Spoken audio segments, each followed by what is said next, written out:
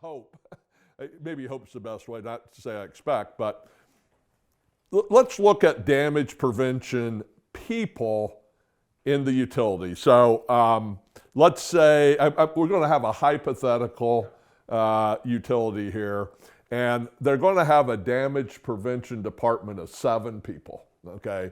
So there's a manager, 2 supervisors, and then 4 damage prevention liaisons, let's say, okay? All 7 of them are employed by the utility. And to make it interesting, we'll say it's a gas and electric utility. So kind of 2 utilities in one package, right? You got 7 people. And their job is to, like you said, reduce damages by 1%, maybe gain a 10% advantage in efficiency, whatever it is, whatever their stated goals are. Okay, so where did these people come from? How long will they be there? Who will take their place when somebody leaves? Now, originally, if we go back to 1980, all those people came from within the utility because it was probably a fairly new department, right?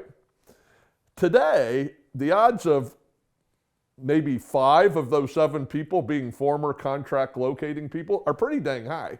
Yeah.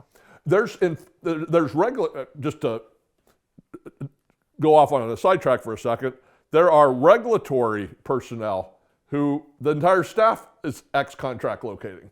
Where do people go when they want to hire somebody with locating experience, with damage prevention experience?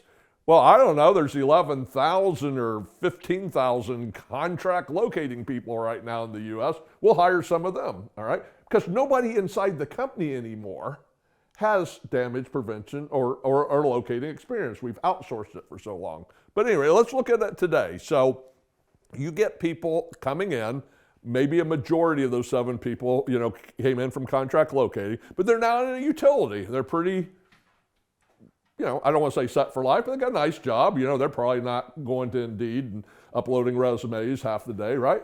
So they got this gig here. They're not going out working outside when it's 95 or when it's or when it's 15 degrees. Right. And think about damage prevention through the staff's minds here. Okay. Everybody knows the ground rules. Everybody knows the players. It's pretty comfortable, right? And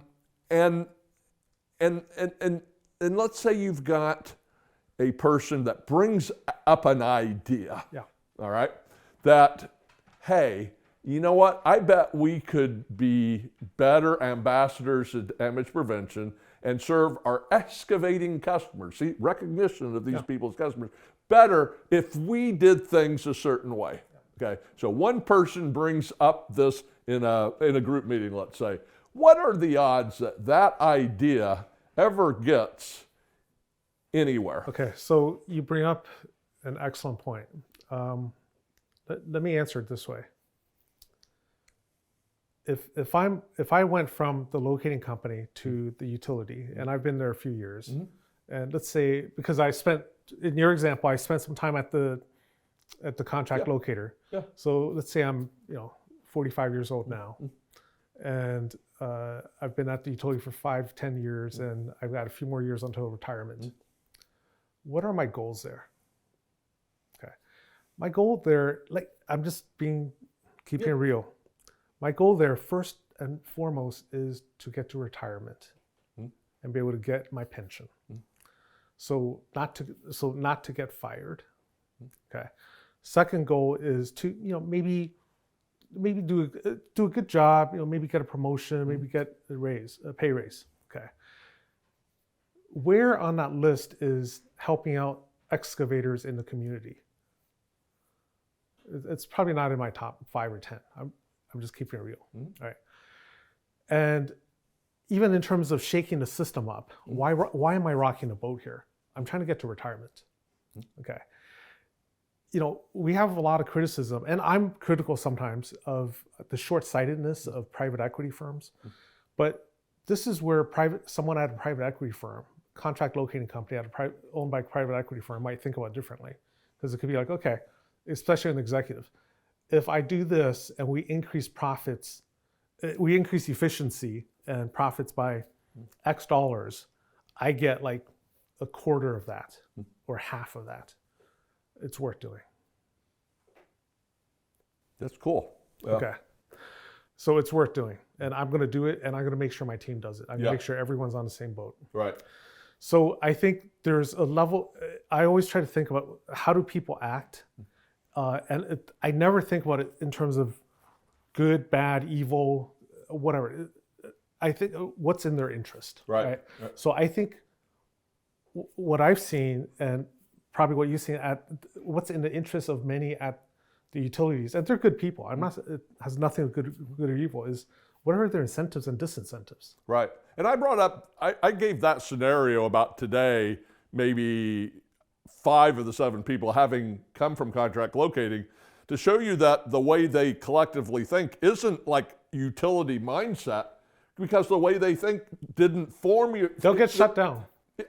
Right, but their previous world in contract locating is what gave them their worldview of locating. They're just now hired in at the utility. You're right, they have those interests. Like, I retire, maybe I could get a gas supervisor's job. We see examples of, hey, this person, she used to be with SM&P and now she's running gas construction for this big utility. She saw opportunity and went. But the point, I guess I was trying to make, is that their ideas of locating were formed by the industry, not by the utility. Yeah. So now that the utility and regulatory, the survey and engineering world takes ex-contract locating people because they know locating, they're also importing a pretty high level of comfort with the existing system. Yeah, they're importing some more sophistication from the outside, but the whole thing is, these operations people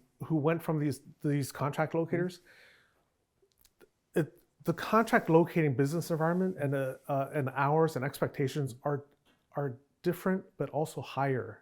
I'm just keeping it real than at the utility. At the utilities. Yeah, right. So I don't think there's a single person who went from a contract locator to a utility and says, I'm going because I want to work even harder. And I want to work even more hours with even less upside. Yeah. I don't know. I know a lot of people who have gone from contract locators to utilities. I know no one who said that. Right. So a lot of them are going because they're like, I can't take, this is craziness. I can't take these hours. I can't take this travel schedule. I can't take the expectations. So I need something more stable. So they go to utility, right? So they're not going to rock the boat to implement all the changes. They're going like, hey, yeah, this is better. Let's just kind of do a short list of things that drive people who locate in the field crazy. What causes their heart rate to increase, which gives them cold sweats at night, that gives them so much stress. Okay, so organization. Okay, so I've kind of got to organize my time because I've got a certain amount of workload. And I have interruptions that, again, I don't know when they're going to come. I know they're going to come, but I don't know when I'm going to get that emergency ticket. I don't know when I'm going to get that report of damage. And any sort of planning that I've been doing with my day on how to be efficient, it kind of goes out the window when all of a sudden I have to go somewhere else. I never know when that's going to happen. So that's one thing. The other thing, being on call, going out, having to wake up at 2 in the morning, water main break, locate. People don't let that. High amount of hours. People, oftentimes they, it's kind of bittersweet. I like the extra hours, but I hate never going to, see the kids' ball games or, whatever, because I'm always needed in the field during construction season. That causes a lot of stress. I'll tell you, one of the biggest ones is, hey, I've got more tickets than him. The constant comparison of, I have to do more than my neighbor. Hey, I did your tickets last time that you wanted to go see your kid's game, and I'm asking you, and you're not.